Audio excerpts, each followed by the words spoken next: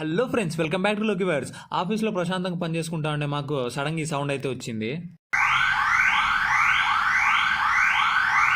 First ఎక్కడో చిన్న fire అంటుకుంది అనుకున్నా, కానీ రెస్క్యూ టీమ్ చూసి పోలీసులు భయంగా పరిగెత్తుతూ బయట ఒక చోట అయితే అసెంబ్ల్ అయినాము. అసెంబ్ల్ అయిన తర్వాత ఇట్స్ డ్రిల్ అన్నారు. ఫస్ట్ నాకు ఇట్లానే అనిపించింది ఇంత చేయాలని, కానీ మన సేఫ్టీ కోసమే కదా అని చెప్పేసి వింటా ఉన్నా. అండ్ ఇంకా స్మోక్ వస్తే ఎట్లా బిహేవ్ చేయాలని చెప్పేసి కొన్ని యాక్టివిటీస్ అయితే చేసి చూపించారు. చాలా బాగా చేసి చూపించారు మొత్తము.